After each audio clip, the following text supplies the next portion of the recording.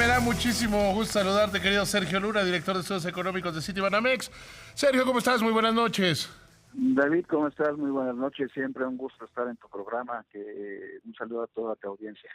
Gracias, eres muy amable. Oye, Sergio, ayúdame a explicarle al auditorio cómo entender lo que está pasando en el tipo de cambio. Hoy en la mañana el peso llegó a perder 1.25% frente al dólar, la peor semana desde mayo. ¿Qué está pasando y qué va a pasar en perspectiva?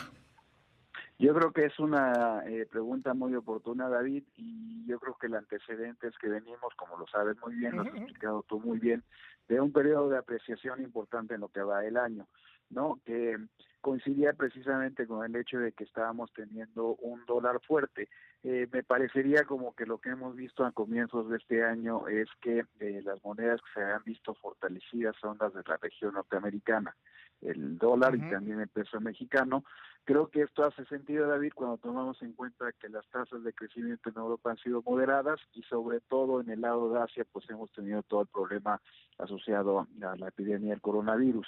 Esta mañana lo que tuvimos, como sabes, son algunos datos de confianza, los famosos market, que en el caso de Europa salieron razonablemente bien y en Estados Unidos sorprendieron a la baja. Es decir, hubo una sorpresa negativa para la economía americana que se veía como la que estaba en mejor posición relativa, eso explicaba la fortaleza del dólar. Al haber una sorpresa, en el sentido que estos datos indican que la fortaleza no es tanta como se esperaba, hay una reacción de depreciación del dólar. El dólar se deprecia contra la mayoría de las monedas y eso también coincide con una depreciación del peso. Como que veníamos de una etapa en donde el dólar se fortalecía y nosotros nos fortalecíamos más que proporcionalmente. Hoy que cambia esa lógica, que el dólar se debilita, también nosotros nos debilitamos más que proporcionalmente.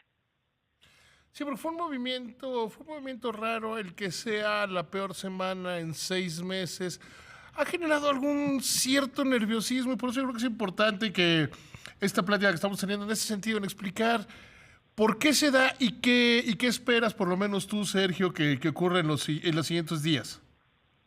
Mira, yo creo que vamos probablemente a tener volatilidad. También me parece que en esa trayectoria que venía de fortaleza del dólar y del peso, en cierta manera este dato tomó a los participantes en los mercados coloquialmente con los dedos detrás de la puerta y por eso hubo esa sobrereacción.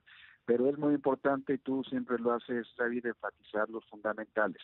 Tenemos, por una parte, pues un acarreo, como tú sabes, el diferencial en tasas de interés sigue siendo relativamente elevado. Digamos, el ejemplo, déjame ponerte un ejemplo que creo que es muy relevante. Veníamos de una etapa en donde lo que estaba ganando el peso contra el real brasileño, ¿no?, que es el comparativo regional, era una ganancia aún mayor que con respecto al dólar. Estábamos tenía una ganancia en lo que iba del año como de 8% del peso contra el real. Y también no es casual que contra lo que había sido la convención histórica, hoy en día la tasa de interés del real brasileño es algo así como 350 puntos base más baja que la tasa en México. Entonces, ese diferencial en términos de tasas de interés, a pesar de que Banxico ha bajado las tasas, lo ha hecho con mucha cautela, aún sigue ofreciendo una ventaja en términos del famoso acarreo. Esa es una explicación más de mercado. También en lo fundamental, David, y creo que esto me parece lo clave, es que la cuenta externa de México se ve prácticamente en balance. La próxima semana vamos a conocer el dato de la balanza en cuenta corriente para el último trimestre del año pasado, y nosotros lo que pensamos, David, es que vamos a ver por tercera vez consecutiva, por tercer trimestre consecutivo, un superávit en cuenta corriente. Como sabes, lo que eso quiere decir es que más que estar tomando dinero prestado del resto del mundo, estamos prestándole dinero al resto del mundo. Es decir, empresas y familias mexicanas están relativamente largas dólares. Lo que eso sugiere es que a pesar de estos movimientos de volatilidad, no habría una razón fundamental para esperar un movimiento permanente del tipo de cambio en la dirección de una mayor depreciación. Sí hay un tema, me parece muy importante, David, digamos, la otra parte de la moneda de ese superávit en cuenta corriente es que no estamos invirtiendo lo suficiente. Es por lo que tenemos ese superávit, digamos, el nivel de ahorro interno basta para cubrir toda la inversión y para prestarle al resto del mundo, fundamentalmente porque la tasa de inversión en México es muy baja. Creo que eso es en lo que tenemos que trabajar. Venimos de una etapa, las últimas semanas, en donde teníamos una moneda fuerte, pero una economía débil. Este movimiento que vimos este último par de días es un movimiento más asociado a mercados. Los fundamentales no se han movido, ¿no? Y en ese sentido yo creo que el movimiento no va a ser relativamente transitorio. Lo que es importante es enfocarnos en lo que está de fondo, que es la economía no está creciendo y necesitamos aumentar la tasa de inversión. Pero además, desde este punto yo creo que dejas muy bien y muy claro, Sergio, que este es un movimiento que no cambia la tendencia, o sea, que no va a cambiar la tendencia de tipo de cambio, que veremos esta volatilidad, pero que el Correcto. tema fundamental tiene que ver con el crecimiento. Desde tu perspectiva, el crecimiento, ¿cuándo comenzará a darse o qué se necesita más bien para recuperar el crecimiento? Porque yo creo que, al menos yo veo que el crecimiento no va a ser muy diferente, o sea, el estancamiento no va a ser igual durante este año al que tuvimos el pasado. Sí, nosotros también nos preocupa eso. Yo creo que esa es la prioridad. Lo que estamos esperando este año es una tasa de crecimiento de 1%, que implicaría un rebote con respecto al menos 0.1% del año pasado, pero no es realmente nada para escribir a casa, ¿no? O sea, Ujú, con ujú. el nivel de crecimiento poblacional, eso implica que el PIB per cápita caiga un poquito, ¿no? Y yo creo que en ese sentido, sí, efectivamente, la prioridad es qué tenemos que hacer para que aumente la inversión y aumente el crecimiento. Yo creo que este año lo que va a ayudar, David, es el tema del sector externo. Creo que sí, la entrada en vigor del TEMEC reduce una fuente de incertidumbre, pero tampoco es una panacea. Eso lo que va a hacer es que el mercado externo tenga mejores oportunidades, particularmente, pues como sabes que con la guerra comercial China-Estados Unidos, en términos comparativos, México se ve más atractivo en términos del sector externo. Ujú. Lo que hay que trabajar entonces es en la economía interna. Tú lo sabes muy bien, cuando consideramos el sector externo el año pasado, por ejemplo, las exportaciones netas, esas contribuyeron al crecimiento aproximadamente 0.8%. Si le restáramos eso, entonces la tasa de crecimiento de la economía como todo, en lugar de haber sido 0, menos 0.1, hubiera sido más cercana a -1. Ujú, ujú. Eso lo que te marca es que es realmente en el mercado interno en donde tenemos que trabajar más. Hay una dicotomía muy clara entre un sector externo que va jalando razonablemente bien, que esa había sido la norma. Si Estados Unidos crecía, México también crecía porque se comunicaba vía el sector externo.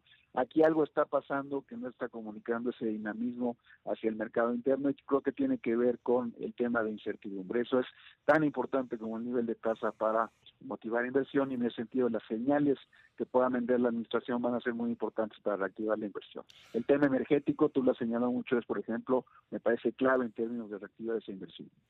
Mira, yo era lo que te iba a decir, que cuáles ves tú. Yo lo del sector energético, además creo que el simple retraso es muy desgastante, que sería mejor un no. O sea, que hubieran Uh-huh. ya saber claro desde mediados de enero, como se había prometido en octubre, sería más claro, no va a haber esto, sí va a haber esto, porque eso te permite tomar decisiones. Creo que al mercado le hace mucho Correcto. daño esto de, todavía no estamos, lo que declaraba Alfonso Romo en días pasados, ¿no? Es Uh-huh. que Uh-huh. todavía no estamos de acuerdo, entonces en marzo, pues es que todavía no estamos de acuerdo, entonces en marzo no es una señal para tomar decisiones y pues eso detiene las inversiones, sean como sean, ¿no? Completamente de acuerdo. Yo creo que cuando hablamos del sector energético, David, es uno de los que efectivamente te pueden ayudar a mover la aguja en términos del monto de inversión que necesitamos. Cerramos el año pasado con una razón de inversión a PIB de menos del 20%. Ujú, Eso ujú. no lo habíamos visto desde 2003.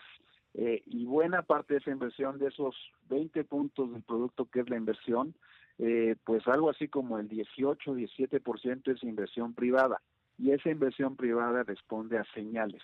Digamos, los montos de inversión asociados al sector energético, y no me refiero únicamente a exploración y producción, que sí es muy intensiva en capital, pero también en todo lo que necesitamos, David, en términos, por ejemplo, de suministro eléctrico, de suministro de gas natural, porque todo eso lo que te hace es que te ayuda a ser más competitivo el sector manufacturero. Es decir, es uno de esos famosos sectores transversales cuya competitividad afecta al resto de los sectores. Por eso es tan importante, por eso yo creo que no está de más insistir en la importancia de reactivar la inversión en ese tipo de sectores como para que veamos otra cosa. Y sí, estoy de acuerdo, a final de cuentas, pues la incertidumbre como que mata, ¿no? En términos de definiciones.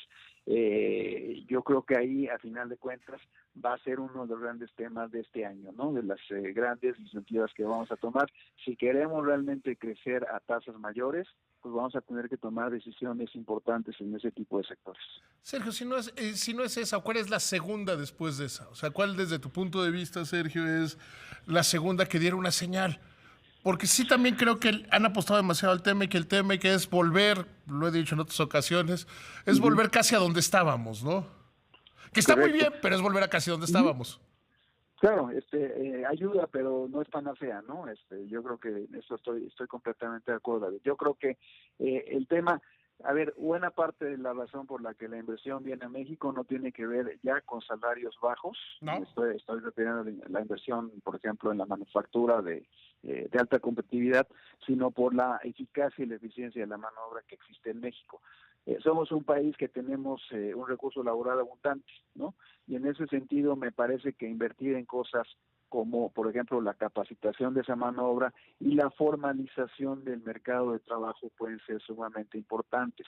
Digamos, de la población económicamente activa en México, la mayoría, como sabes, cerca del 55% está en condiciones de informalidad, ¿no? No están registradas, por ejemplo, en la Seguridad Social. Si tú haces políticas bien intencionadas, por ejemplo, para aumentar el salario mínimo, aumentar las percepciones de los trabajadores, eso tiene solamente impacto sobre el sector formal de la economía. Si tienes un sector informal, lo único que ocurre es que estás encareciendo la generación de trabajo en el sector formal y, por lo tanto, disminuyendo la capacidad de creación de empleo formal. Y como sabes, ese sector es muy importante porque eso sí te genera encadenamientos en términos de demanda interna. Entonces, yo creo que el énfasis, David, debe ser en cómo reducimos la informalidad, y eso creo que tiene que ver con una agenda agresiva de regulación, de crear condiciones para que sea lo más fácil posible formalizarte como empresa, como individuo. Tienes toda la razón. Sergio, te agradezco muchísimo. Te mando un abrazo con mucho cariño. Igualmente, David, un gusto saludarte. Un abrazo.